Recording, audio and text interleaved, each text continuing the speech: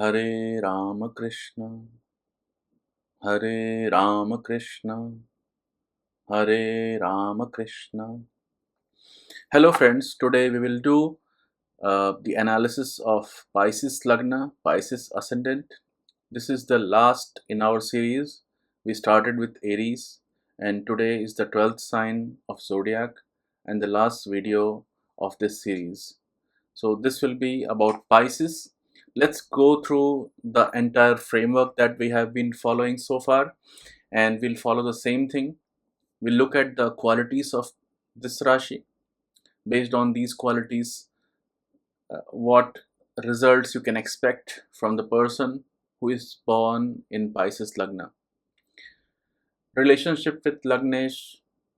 So Pisces Lagna is ruled by Jupiter, and based on the Jupiter's relation with all the planets, what houses those planets rule, what we can say about these people. Remember, we are not analyzing any other planet, we are just analyzing Pisces, and just by knowing if somebody is born in this ascendant, what all results we can reckon. Blessing of it. So Jupiter will have some friends, some neutral, and some enemies. And whether somebody is a friend, whether somebody is neutral, or whether somebody is enemy, it will bestow some quality or some situation to this person that we will study. Troubles from enemies. Obviously, you can expect troubles from enemies. Lagna's exaltation. Who all planets are exalted in this sign? Which planets are debilitated in this sign? Based on the exaltation and debilitation, you can talk about nature of this person. You can talk about what psychological profile or what the situation around him is going to be based on who is exalted over there, who is debilitated over there. Also, at in what signs the Lagna Lord is exalted, that will show the focus of this person, and at what point, in what signs the Lagna is debilitated, that will show what areas of insecurity this person has. And also, the other house lords, they must be exalted and debilitated somewhere, and based on their exaltation and debilitation we can say something about it. And finally, with respect to the Kal Purush Kundali, what house it is and how it is deciding on certain things about this person. Also, Pisces being the first house, the other signs become second, third, fourth houses and other houses, right up to 12th. So just by being Aries being second house and Taurus being third house, what we can say about it? So all these things we'll cover in this podcast. So let's do the deep dive into the Pisces Lagna. Okay, so this is the body structure of Pisces people. Predominantly, it's being a watery sign. You can expect these people to be a bit fat. They are easy to gain weight. Okay, and they are typically of middle stature. Have a robust build because this sign is ruled by Jupiter, who gives a lot of vitality to the person. So the build is robust and the size is middle. The shoulders round and the dreamy eyes, like fish-like eyes. Okay, so in Sanskrit it is called Minakshi, like the eyes of a fish. So you see how the fish looks. It looks bit dreamy. Okay, so that kind of eyes you can expect for these people. The voice is tender, so just like Adnan Sami you have seen. So he's a fat guy, but his voice is very melodious. So that kind of tender, feminine kind of voice the person will have, and the face would be large. Again, due to predominance of kapha and water element in the person's body, the person will have a large face, large body, and a small stature. Pisces, it's an even sign, and it has the Jupiter and Ketu. It's Ketu's Mool Trikona sign, and it is Jupiter's own sign. So Based on this, what we can say, the other symbol of Pisces is ocean, which is unbounded. It's a boundless ocean, and since it is a water element, it represents a lot of knowledge, infinite knowledge, especially if it is ruled by, since it is ruled by Jupiter. Jupiter is the one. See, Jupiter is the divinity in your chart, and the knowledge that comes to you, it comes from that divinity. Knowledge doesn't come from any xyz things. Like Mars is fine, Sun is fine, but Jupiter, he gives you unbounded knowledge because he's the divinity in your chart. And this sign being ruled by Jupiter gives you plenty of knowledge.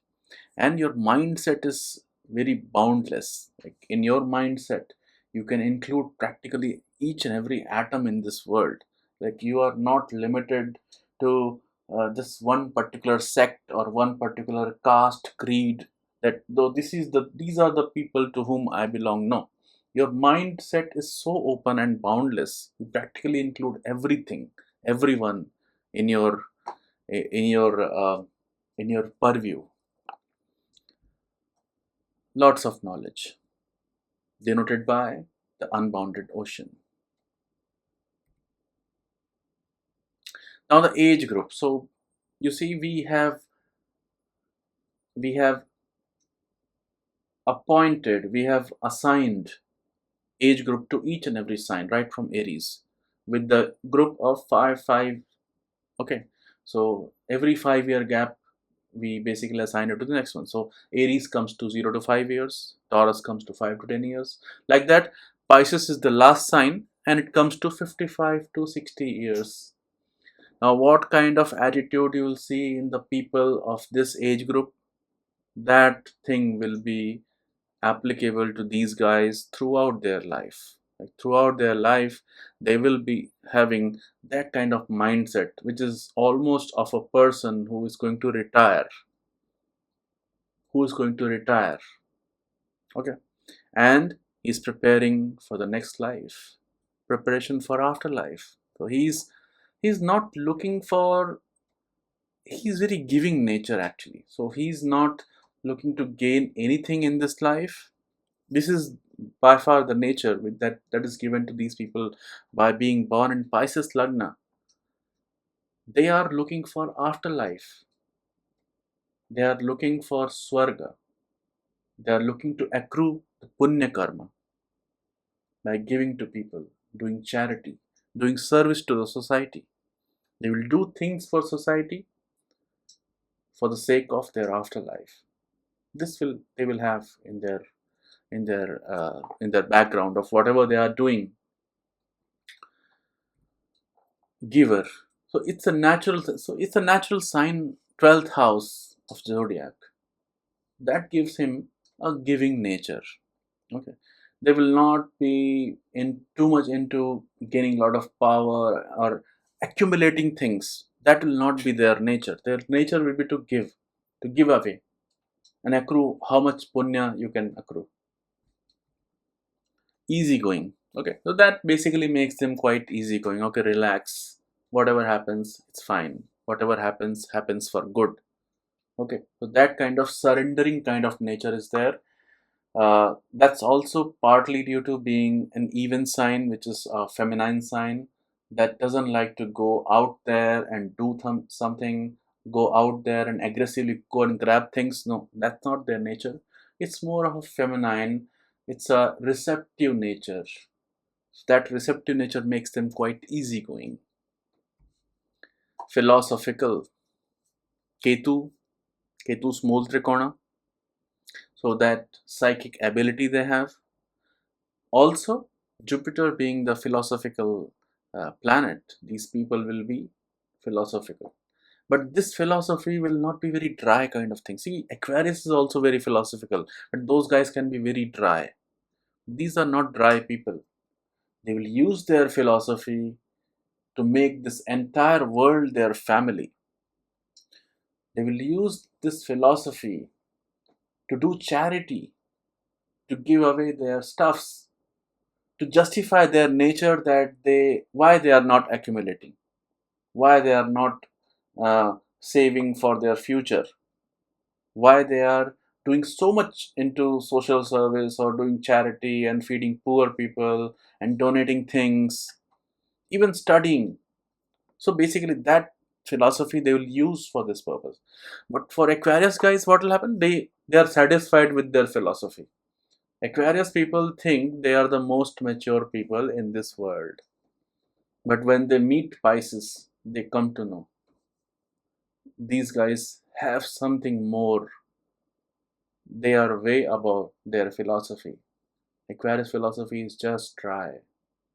It's about like knowing the Brahman, knowing your Atman, and understanding that you are not the body, you are not the mind, you are that impermanent being who stays in this body, and then you attain that bliss. You forget about others. So why do you have to feed others? Why do you have to do service to others? When you are satisfied with your own self, you just keep on meditating. What is the point of doing service? No. The point of this whole thing is, if you are not the body, if you are not the mind, then all the bodies you are. You are this entire universe. How can you give pain to others? You cannot give pain to others. You cannot see others suffering. This is the philosophy of Pisces. They will be giving. Intuitive. So again, Ketu being the Mool Trikona sign, these guys, they will have psychic abilities. They will have intuitions, they will have visions, and uh, they will basically be able to intuit about things which is going to come in their dreams while meditating. That kind of psychic ability you can expect. Ceremonious. What is the other sign of Jupiter? It's ninth house. Ninth house of traditions, custom, following the parampara, doing ceremonies. These guys will be ceremonious. Like they'll be too much into, like, if you invite them to marriage and they'll be too ceremonious. They are not like Aquarius people. They will go there and they will start giving their philosophy. What is the point of doing all this? These guys, they will too much into it.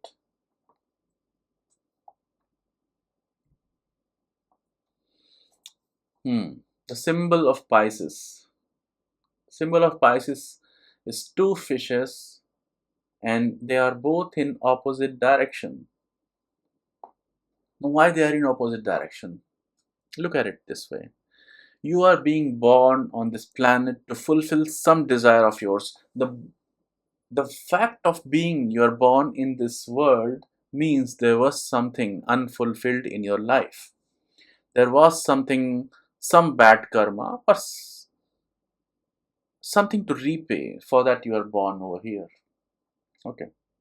Now, if you're born over here, you will have to eat the food. You will have to have uh, you'll have to have the house, and the bare minimum things that requires to basically subsist in this world, that you will have to have. Also, you will have to think of what you will eat tomorrow. All these things make you tend towards materialism, right? Thinking about tomorrow, what you will eat tomorrow, how you will survive tomorrow. That gives the direction of materialism. But naturally, since you are being born in the 12th house, makes you spiritual. So there are two undercurrents in your life. One who is continuously pulling you towards spirituality, other who is making you move towards materialism. So that's what these two fishes represent. And these two fishes, they are actually in your mind. One is of materialism and one is of spirituality. And you continuously be struggling between these two. When you go too much in one direction, the other one catches hold of you and pulls you down.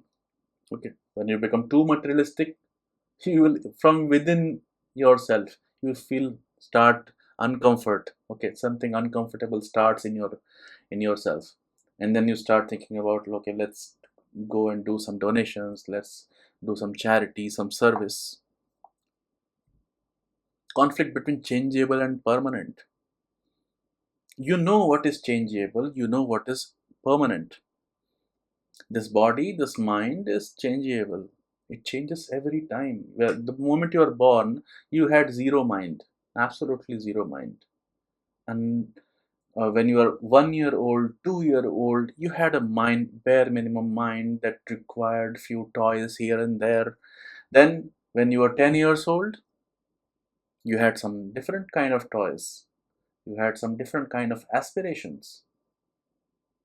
At the age of 20, when you got your first job, 20, 25, you had different kind of aspirations.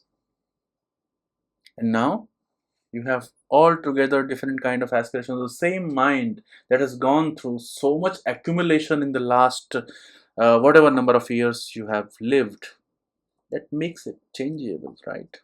Your body, you are born with how much? 2, 3, 4 pounds, and now you are 80, 90 kgs.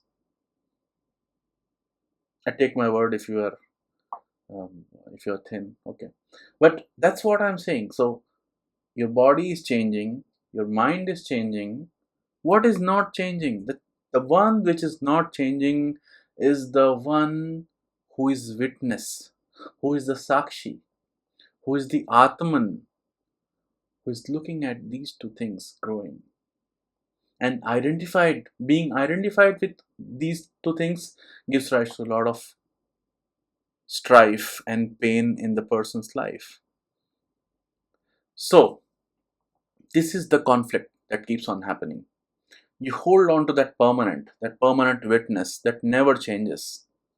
And this is in conflict with what is changing. If you identify yourself with mind, you identify yourself with the body, then this naturally results into a conflict. The same conflict which is there in materialism and spiritualism. Infinite knowledge. This also shows infinite knowledge because fishes are where?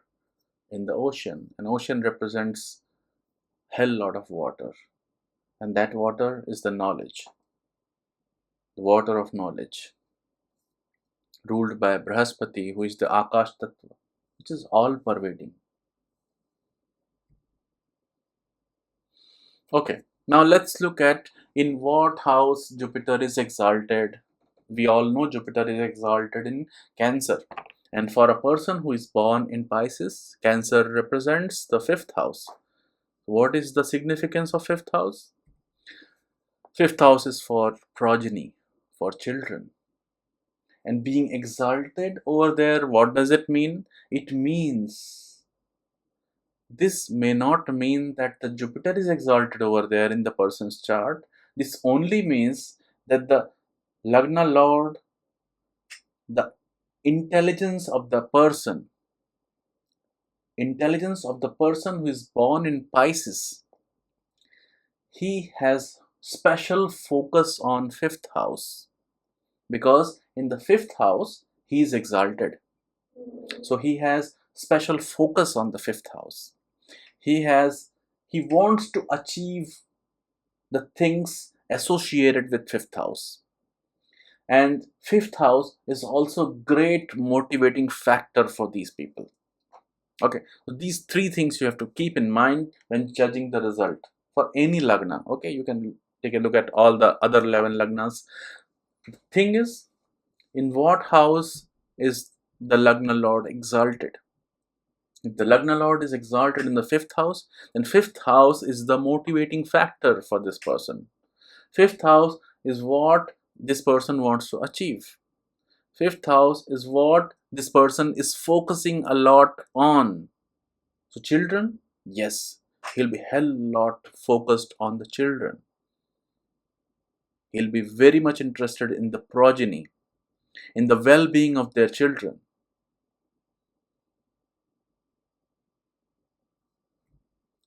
Disciples, followers. In this world, you have Instagram account, YouTube account, Facebook account. You have lot of followers, WhatsApp groups. You are admin of the WhatsApp group. You are admin of the society. You are a member of RW. All those things. Okay, so what you want is disciples. This is very comforting thing for you. The moment you write article, you send it to 1,000 people. Like it. I love being liked because you are exalted in fifth house. You want more disciples.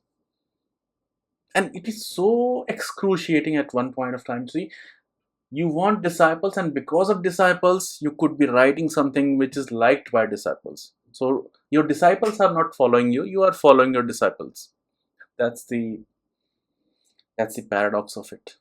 You are not writing something of your own, like of your own accord, something that goes fluidly with you, but something that your disciples will like, because your focus is on that.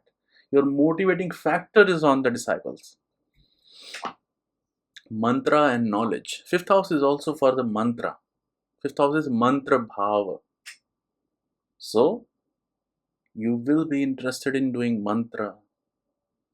If your guru says do this mantra, you will do it religiously, because fifth house is the mantra knowledge. You may be interested in exploring the mantra shastra. You could be reading the mantra shastra, exploring all the mantras that basically makes you achieve your goal,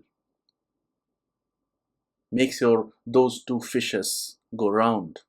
Some mantras for spiritual progress, some mantra for materialistic progress, something for money, something for family. You will have knowledge about them and you will be practicing them. Devotion.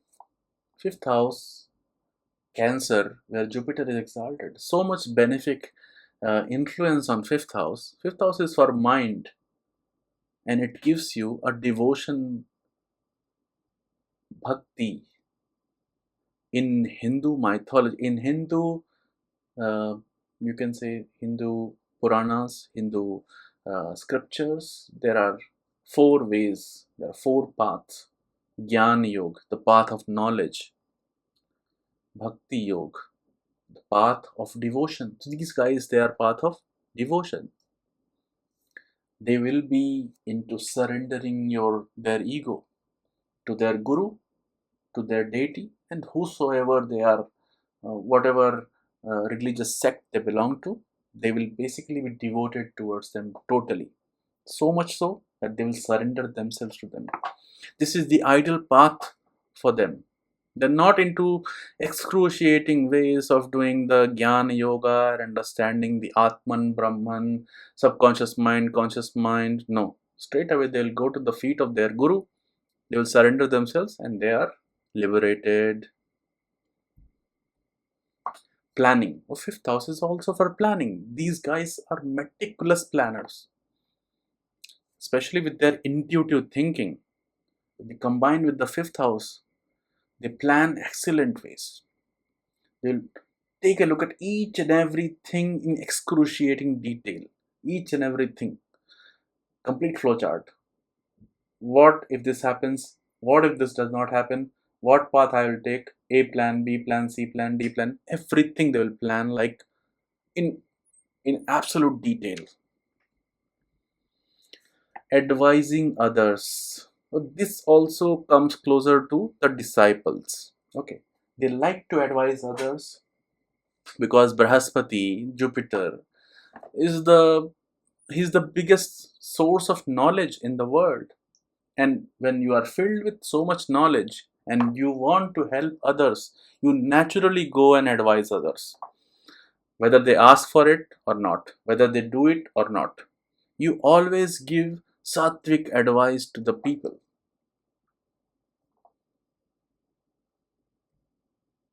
Introspection. So fifth house is also for introspection. Fifth house is for the mind. So you sit and you introspect also. You introspect what you did yesterday. How could you do it in a better way? You introspect your life so far, how you could improve it in future. You introspect how you reacted to the situation in the past and how you can do it in the future. Intuition. So intuition is also one of the ways. Okay, now debilitation. So where is the Brahaspati debilitated? We all know it's debilitated in the house of Capricorn, in the sign of Capricorn. And what does the debilitation mean? It means this is the area you are most insecure about. This is the area you are very uncomfortable. This is the area you are very cautious.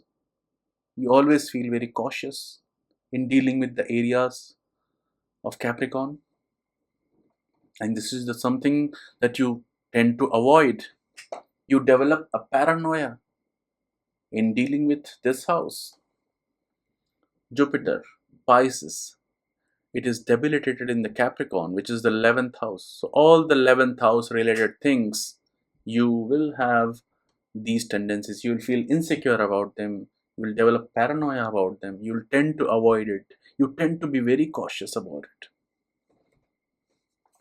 So what is the 11th house? 11th house is your friends, your associates, your elder brother, elder siblings. When dealing with friends, when dealing with your elder siblings, there could be a sense of cautiousness. You'll feel a bit insecure about when dealing with friends. May not be too agreeable to them, or may not be too, you can say, trusting them. That may be missing. Insecurity of rewards. Insecurity of rewards is, reward is the 11th house.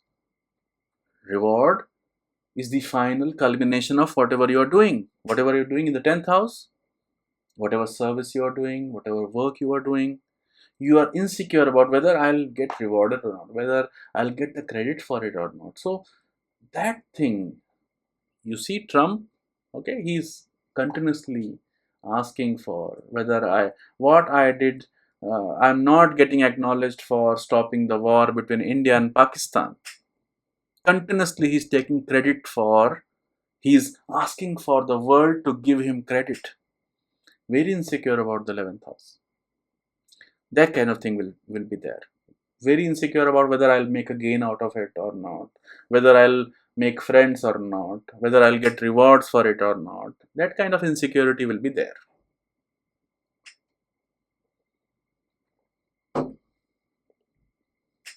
Lacks fulfillment. This area being the debilitation sign, you will feel lack of fulfillment because this is the place where Lagna Lord is debilitated. So you will always have lacking the fulfillment in the life.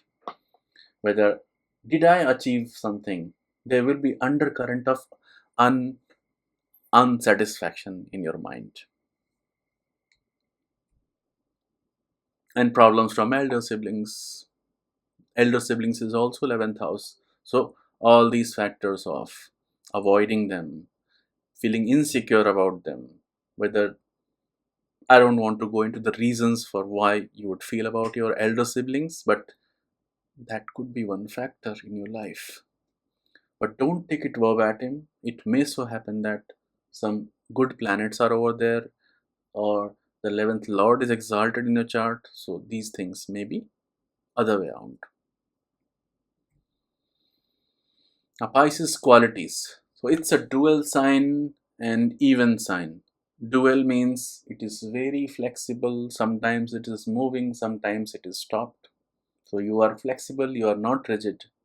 Sometimes you are passive, sometimes you are flexible.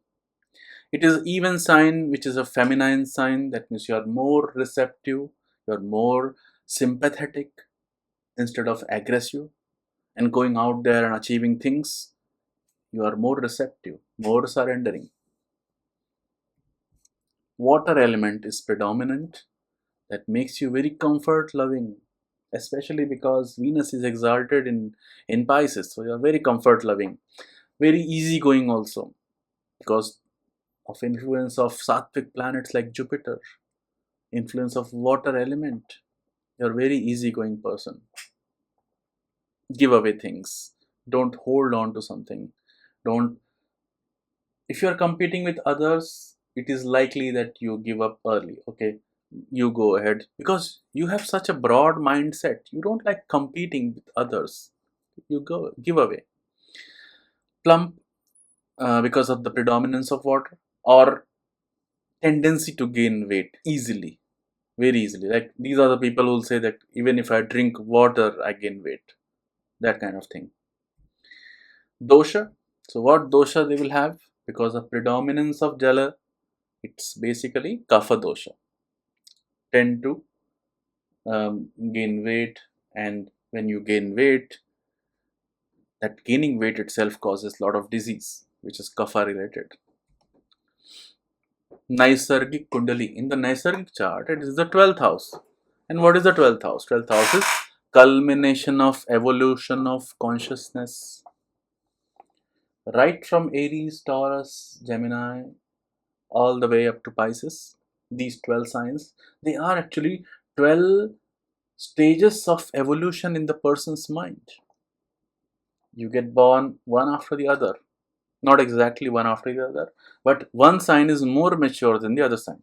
We have seen in the last example, if you assign this 5-5 year gap age group to these people, you see the last one is Pisces. It is the most mature sign, it is the most mature mindset of the people who are born in this sign. They are at the last stage of their evolution in the consciousness.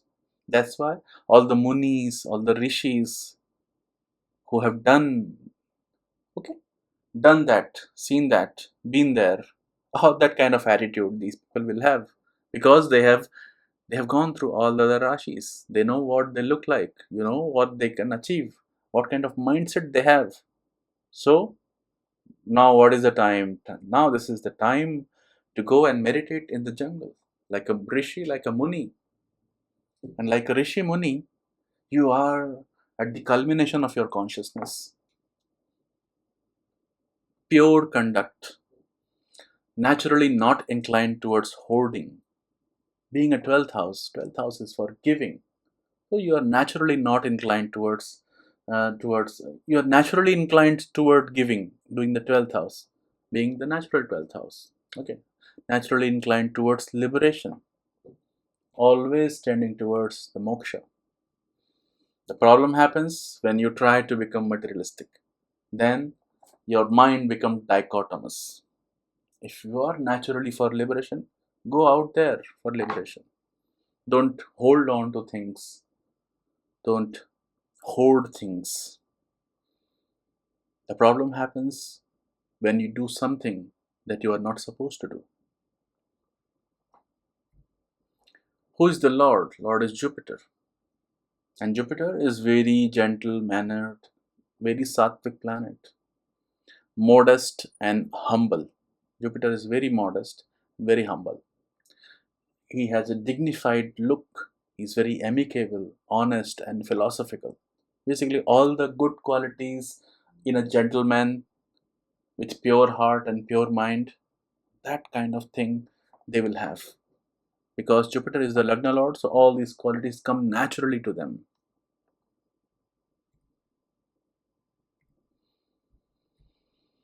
Okay, now Lagnesh is Jupiter, and Jupiter is friends with Mars, Moon, and Sun. Out of Mars, Moon, and Sun, Moon is the only one who thinks him as neutral. Jupiter considers him as a friend, but he considers him neutral. Why? He abducted Jupiter's wife, and then Mercury was born. Jupiter considered him as friend, but he did something abhorrible. Anyway, so now Moon being the fifth house, they are good with planning and consulting and advising. Moon is the friend. So fifth house is naturally good for these people. They are very good with planning. Sun is the sixth house. So sixth house is also good. Sixth house is ruled by a friend who is Sun. And what does sixth house represent? Sixth house is the loss of seventh house. Seventh house is what? Relationship. And what is the loss of relationship? Celibacy. Celibacy comes natural to these people. It is very supportive of celibacy. If they want to become brahmacharis, go ahead. Labor.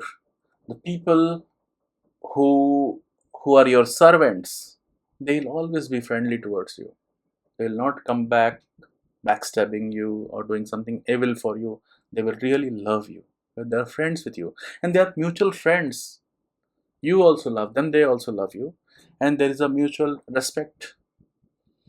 Mars is also a mutual friend, and Mars rules the ninth house, which is good.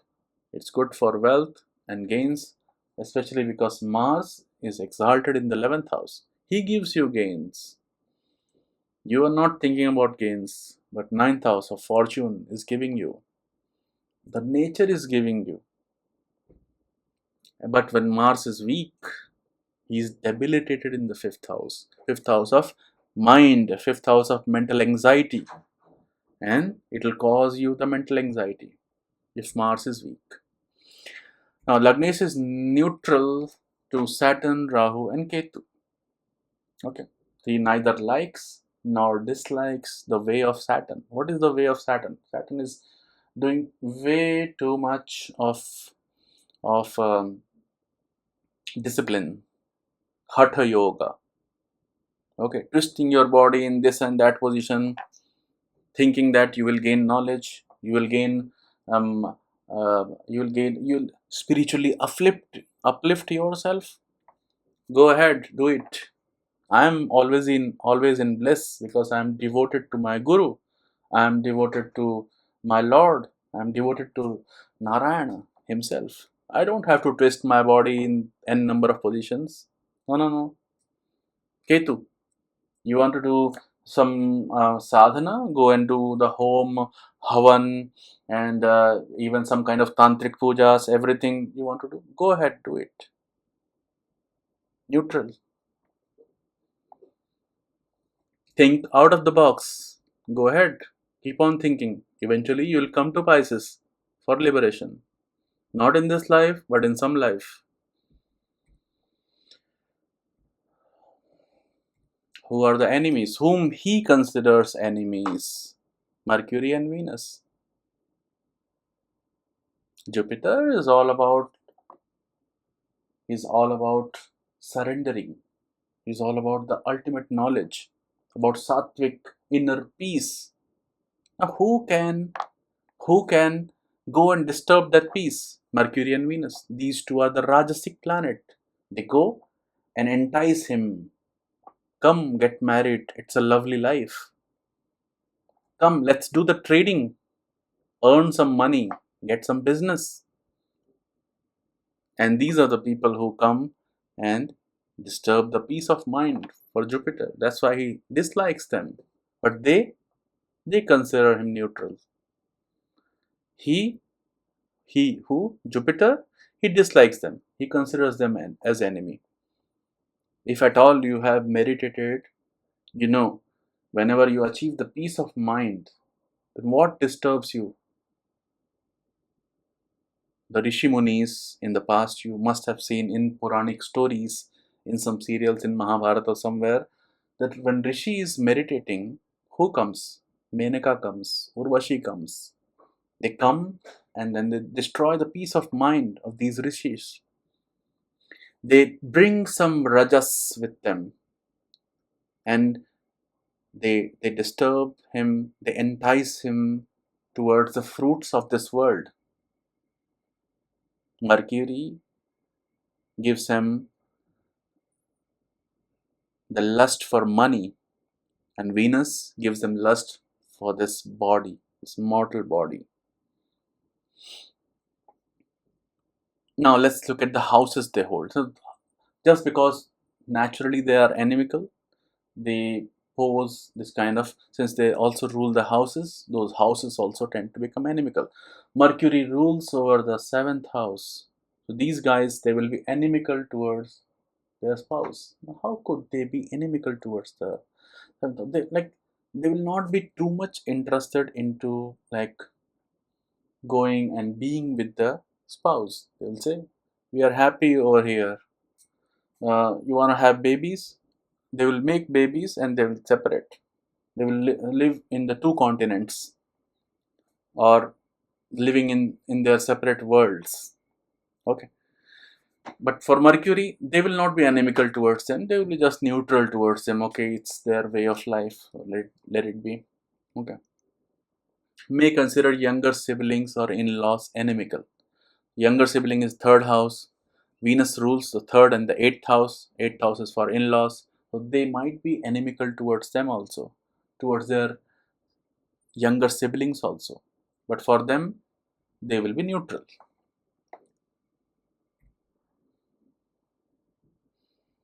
Okay. Now the planets which are exalted or debilitated in the Lagna. So Venus is exalted in the Lagna. Okay. Pisces is where Venus is exalted. Venus stands for romance. Venus, if it is afflicted, then it is not just romance. If Venus is with Rahu, with Saturn, with Mars being aspected by them, or so in Navansha, you find something amorous about their relationship. Instead of, you see, you must be thinking, I told so many things about that these people are like Rishi, Munis. This is their natural tendency. But what happens if Venus is so placed in their chart? That will also do something. If Venus is afflicted in the chart, these people may become amorous. They may seek the relationships. And can these two things happen simultaneously? Of course, it can happen. Even the Rishi Munis, they also got lured by Menaka and Urvashi. What is there for these mortal beings? Courageous. Venus is the lord of third house of courage, being exalted in the Lagna. That gives them lot of courage. And it is not that kind of courage that they will go and do the aggressive things. No, but they will stand up for what is their point. That kind of courage they will always have. They will be famous because Venus gives them fame. Venus is the planet that gives fame. And being there in the Lagna, it gives them the fame. Imaginative and artistic. Venus is artistic, we all know. Dancing, painting, writing. But this kind of writing is not some analytical writing. It's a poetic way of expression. That expression these people will have. It's Ketu's Mool Trikona. So what does Ketu's Mool Trikona would mean? It would mean that the person will have psychic abilities. He will have intuitive wisdom. Naturally, he will understand the spirituality, the texts, as well as he will have the psychic thinking. Premonitions. In the dream, they will see what is going to happen. In the meditation, they will have some knowledge that cannot be logically deduced. Something out of the blue comes to their mind. That kind of intuition they will have. They will have the giving nature. Ketu is the moksha karaka. That's why it is the mool trikona of the 12th house. So they will naturally give the giving nature to them. But what if Ketu is debilitated in the chart? Then these things will be toned down. So you have to naturally apply the significance of other planets along with this chart. This is what naturally they come up with. Mercury is debilitated in this chart in the Lagna. So what is Mercury? Mercury is skin. So there could be skin related problems. There could be waterborne diseases because water element is there and one planet is not feeling happy about it. So that interaction of water and skin, it can give water related disease. Mercury rules over the Shadripu, which is jealousy. Okay, so these people could become jealous if Mercury is really debilitated in the chart. Okay, they could be analyzing, indecisive, and escapist because of Mercury's debilitation. Okay, they could be over analyzing or they will not be able to come to a decision. However, when Jupiter is good, then these people could have very good deciding decision power. Okay, but being Mercury debilitated in the Lagna, it makes them indecisive. Now the Bhavesh exaltation. So Mars, Mars is the second house lord, second lord. Where he is exalted? He is exalted in Capricorn, which is the 11th house, and he's debilitated in the 5th house. What does we make out of this? So, second house is for family, and Lord being exalted in the 11th house means they will gain from their family. They will have gains from their family. Their family could be a source of income for them. Okay, so that means they are born in the well-off family. First thing first. Okay, there could be gain from the investments. Second house is for what savings or wealth you have, and 11th house is for investments. 11th house is for gains. Okay, so you are gaining from your existing resources. Mars could be a land, it could be a plot, it could be um, whatever wealth you have. Okay, and 11th house is for gains. So you are gaining from your existing wealth, like you are getting rent from the property, from your immovable property. You could be gaining interest on your FDs, interest on your bonds, interest on your stocks. Basically, gaining from the existing resources. Gain through siblings. Ninth house is for fortune. Mars also rules over the ninth house. So Mars is giving the fortune and he's exalted in the 11th house. That means they are fortunate enough to have gains because of Mars. And Mars is the Karaka of siblings. So there could be gains from the siblings. Mighty and courageous. So ninth lord of fortune, the Mars being the ruler of ninth house. Mars is also for courage. He is the Karaka of energy. He is the Karaka of initiatives. He is the Karaka of enterprise. So, if you are very energetic and courageous in your acts, naturally you would make a gain, because then you activate your ninth house, your fortune. So, if you are courageous and you are mighty, then you naturally make a lot of gains. Mars represents the south direction. So if you go in the south direction, you make gains. Mars also represents the left stance, Dakshina, that is the left way. What I mean is that there are two ways of doing the sadhana. One is the right way, other is the left way. The right way means what? Right way means doing the sattvic pujas, doing the meditation, feeding the poor, helping the poor. And what is the left way of sadhana? It's a tantric way. It's the left path. If you have read about Dr. Soboda, he has written a book about the left path of doing the sadhana, basically Aghori and tantric way. So Mars being the ruler of south direction, Mars being the ruler of the left path, which is the uncommon path, which is not so well known or well recognized in the society. That uncommon path, if you take, not just about doing the tantric puja or something, it is about doing something which is uncommon way of doing things. That basically increases the chances of activating your fortune. That is fortunate for you, doing the way in uncommon way. Weak Mars. When Mars is debilitated, it affects the fifth house of your disciples, fifth house of your children, fifth house of your mental anxiety. So if Mars is weak, then naturally your fifth house becomes bad. Now Sun. Sun is the ruler of sixth house. He is exalted in the second house of wealth, of family. He is debilitated in the house of inheritance, which is the eighth house. Sixth house represents what? Your pets, your cattles. Second house is your wealth, your family. You will have a lot of cattles Had it been the old times, you would have lot of cattles.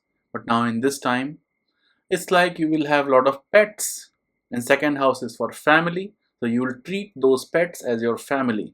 You will definitely have pets. Humble, modest, and sattvic. Sun is exalted when you're humble, when you're sattvic. When you are sattvic, sun is exalted. Sun is exalted in the second house, so it is good for second house. It basically means if you have a good tongue, if you speak softly, if you speak wisely, if you do not go and curse people, if you don't use bad words, then it shows that you are very humble, and it shows that you will have lot of servants. But the moment you become very egoistic, use bad words, sun is debilitated in the 8th house. So what does it do? It removes your inheritance. You will not get any inheritance. 8th house is afflicted. You cut down your longevity. Your health is affected because of this. So always make sure to be sweet at your tongue.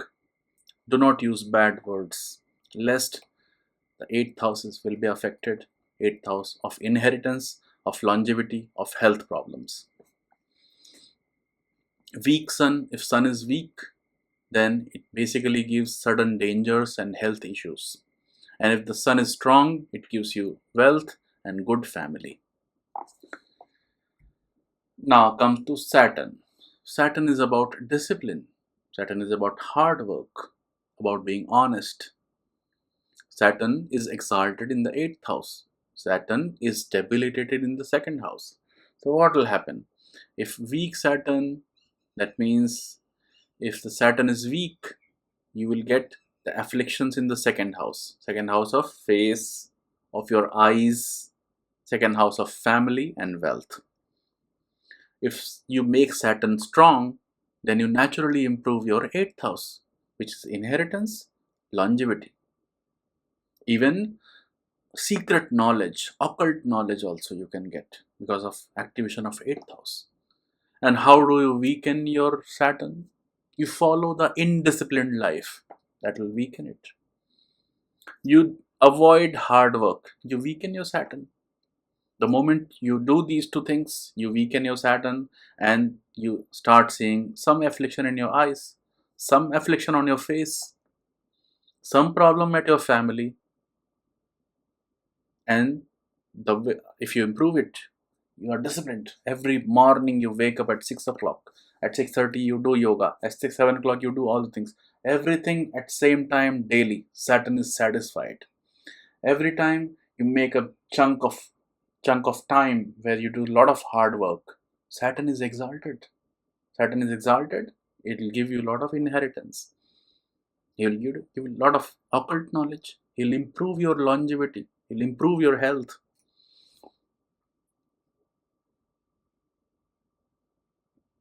Saturn is also the lord of 12th house and 11th house. So if Saturn is exalted, that means your relations with your elder brother will be good. Elder siblings will be good. Your relations with your friends will be good. Your friends will be honest. If you are honest, they will be honest. If you are hardworking, they will be honest. If you are disciplined, they will be honest. They'll be good.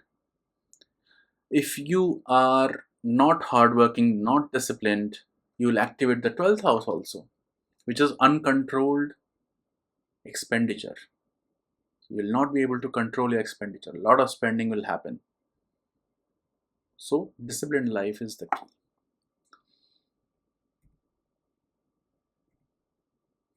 Moon. Moon is the lord of 5th house. He is exalted in the 3rd house. And he is debilitated in the 9th house. Let's see what will happen. Okay. So, being the 5th lord is a blessing. 5th lord, 5th and 9th lord, they are the blessing in the person's chart. And he's exalted in the 3rd house. That means his younger siblings is a blessing in his life. He will get great support from them. He's endowed with the strength Third house is for courage. Third house is for enterprise. So he's endowed naturally with the courage and might. What will happen if the moon is being in the ninth house? It's debilitated in Scorpio. What will happen then? So it will basically mean loss of fortune and lot of bad luck.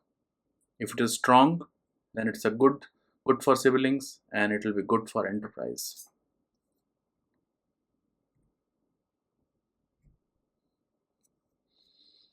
That also means that if you are emotionally very strong, then you will be very enterprising, you'll be very courage, you'll have good relations with the younger siblings. But if you are emotionally weak, then you will lose your fortune. You'll have bad relations with your father also. Ninth house. Venus is exalted in the first house, and Venus is debilitated in the seventh house. So what does it mean? Venus is the lord of third house. Third house is not only for courage, it's also for the sexual union. He is exalted in the first house, and if it is afflicted by other planets, Saturn, Rahu, Mars, then the person could be into amorous relationship, something that the society doesn't approve of. Third lord is also for talents. The person becomes very skilled and virtuous, especially in Venus related things, in dancing, in poetry, in writing. In all the artistic abilities will be good. If the Venus is weak, then the seventh house is afflicted. The seventh house is gone. The relation, there will be problem in the relationship, and there will be problem in the trading. Seventh house is also for trading, for doing business. That will also be afflicted if Venus is bad. If the Venus is strong, then it improves the longevity and inheritance, because Venus is also the lord of eighth house.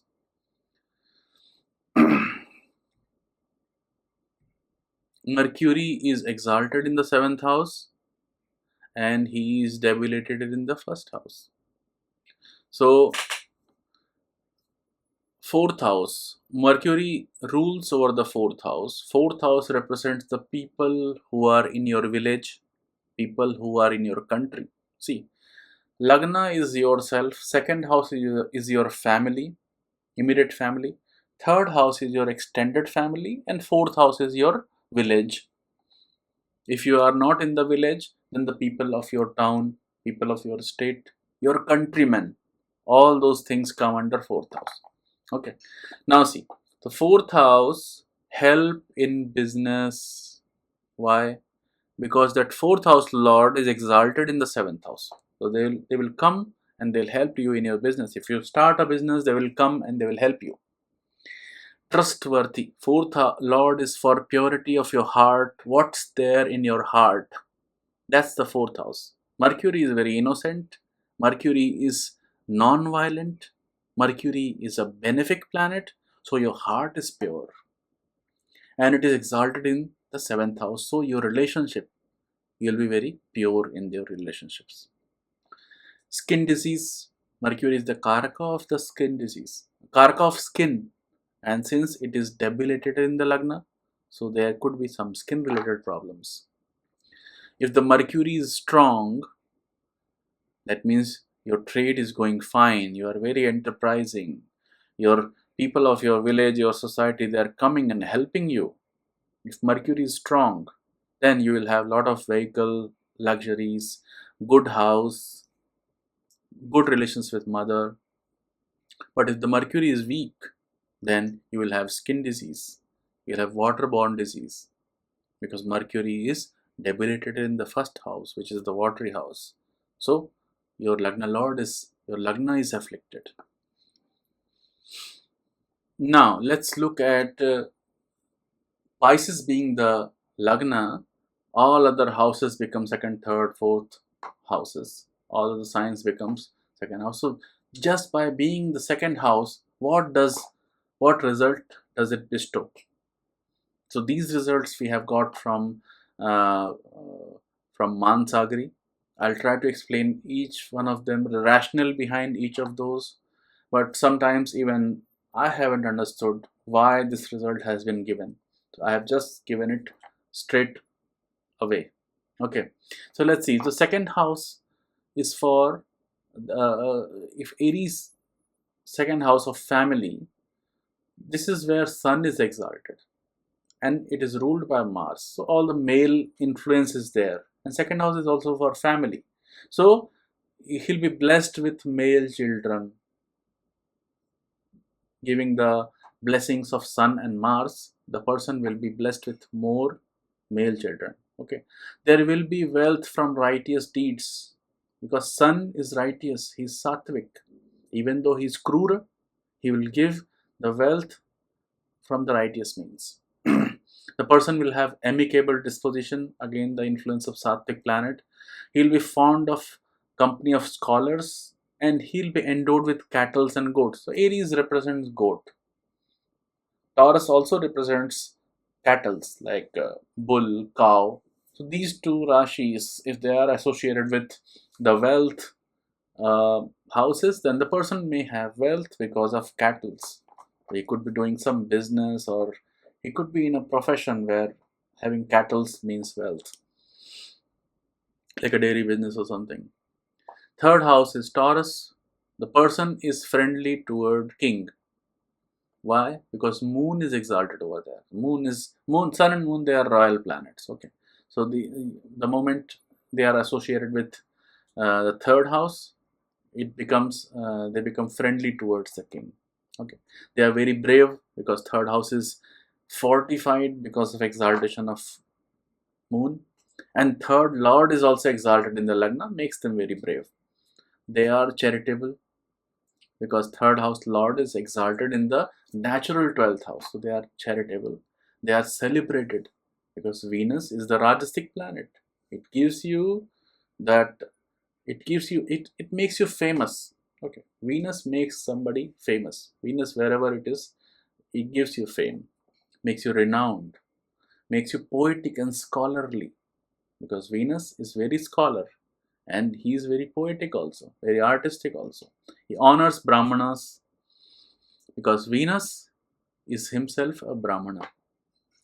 And the Lord Moon, and the Mool Trikona house is Moon, and in the house of Moon, Jupiter is exalted.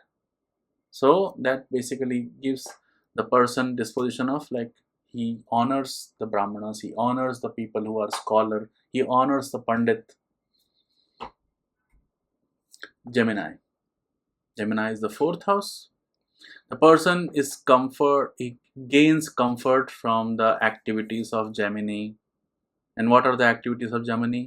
Having happiness from opposite sex, happiness from the company of the opposite sex. He likes roaming to scenic places. Okay. Comfort in going. See, Mercury is for traveling, and fourth house is for gaining comfort out of that. So he likes to travel and go places and go to scenic places. He loves beautiful flowers and clothes. Again, this is because of Mercury. Mercury being a benefic planet, Mercury being the innocent planet. These people are like, they will surround themselves with lot of flowers. Okay, in their balcony, if you see, there will be lot of flowers, and they will like to have new snazzy clothes in their wardrobe. Fifth house for Cancer. These people, Cancer is like fifth house is for power, authority that this person has. They will be great personality because the Lagna Lord itself is exalted over there. They are highly celebrated, renowned. Lagna Lord Jupiter is for the wealth, so they will be very wealthy also. One of the karaka of wealth is Jupiter, endowed with knowledge and humility. No need to say much about it. Famous kids. Kids will be famous.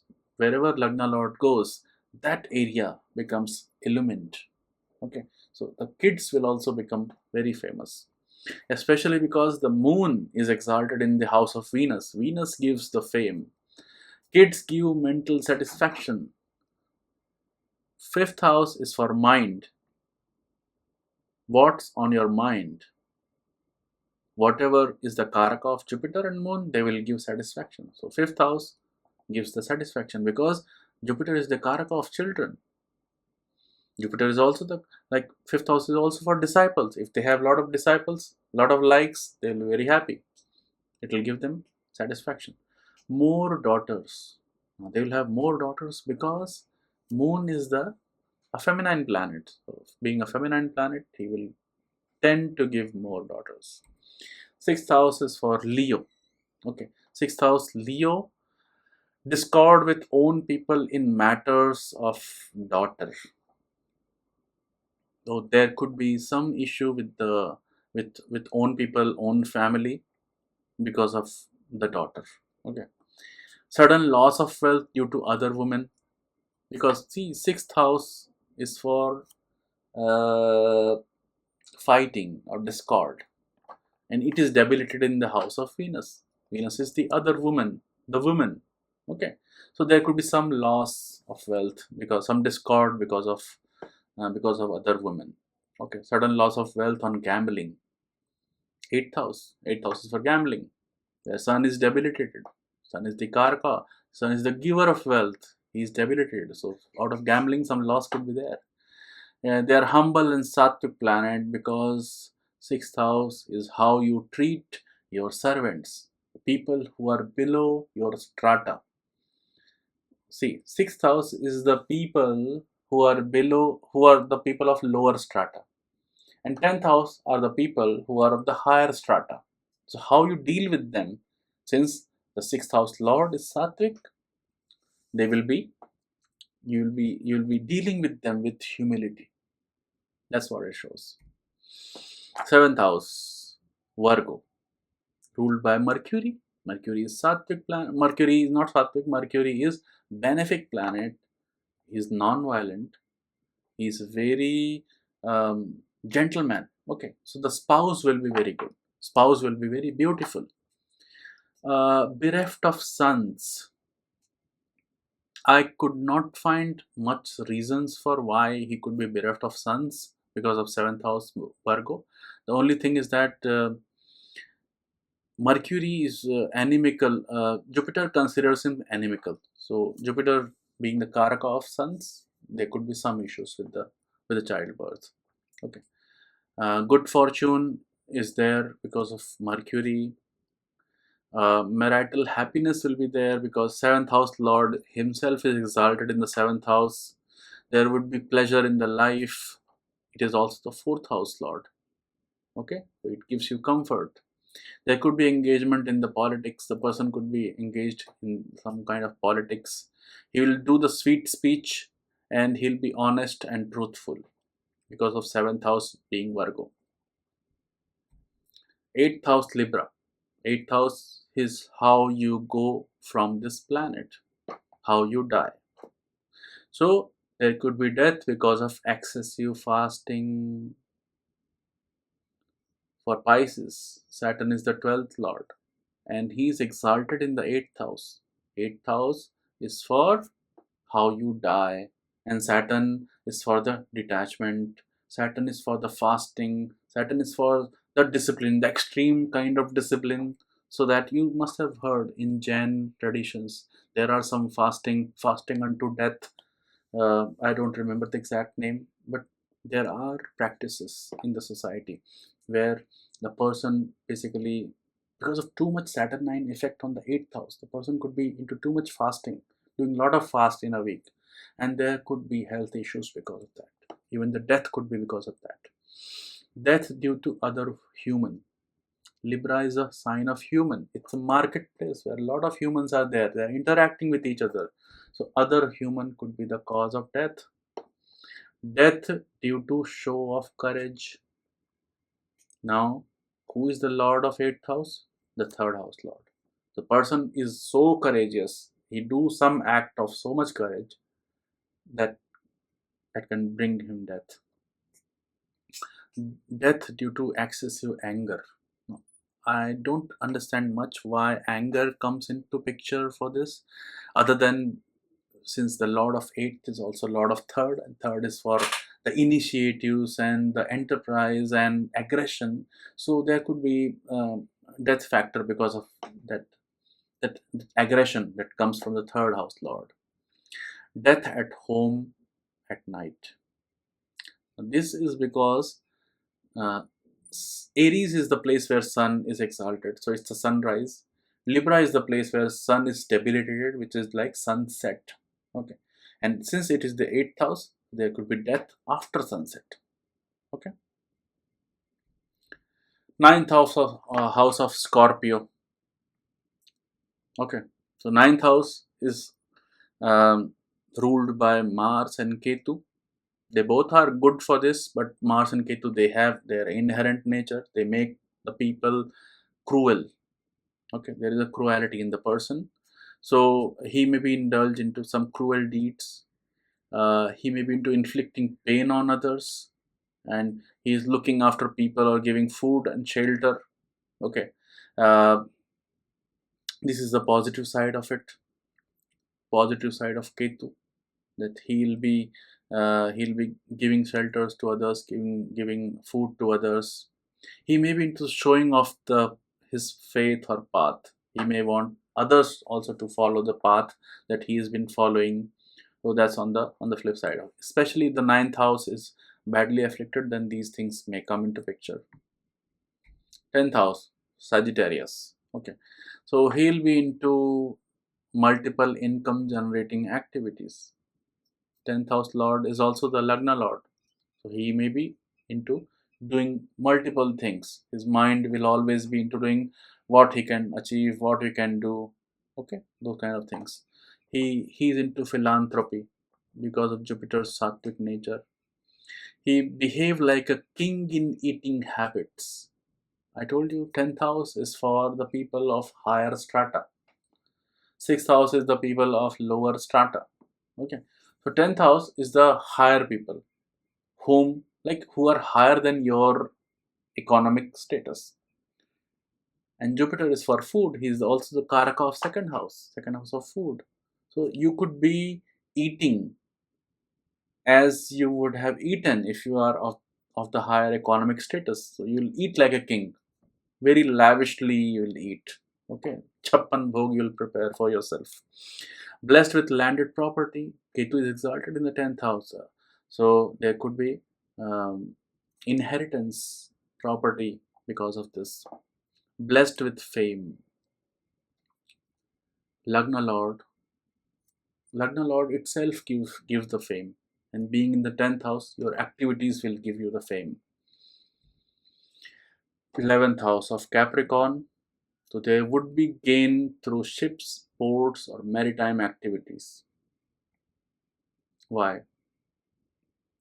Because the 11th house Capricorn is also ruled by Saturn, which is the lord of 12th house. And 12th house is for the maritime activities, foreign land, foreign connections. So there could be income from the foreign connections, there could be income from the sea related activities. But he cannot save much wealth because 11th house of gain is also the loss of the lord of 12th house, which is of expenditure. So it could be spending things on other things, so not making much gains. Then come the 12th house. 12th house is Aquarius, ruled by Saturn, and he likes spending on the 12th house related things, which are serving yogis and tapasvis, people who are very disciplined. They are following, like you must have seen in Kumbh, there was some Baba who is always keeping his hand straight for last 12 years. There are Hatha yogis, and these people could be spending on them. They'll be donating too much for those kind of activities, spending on brahmanas and devatas. Okay, so this is the whole story about Pisces Lagna people, and with this we end this series of doing all the ascendants. Thank you for listening to me. and let me know in the comment section how did it go with you. Thank you very much. Om Namo Narayana.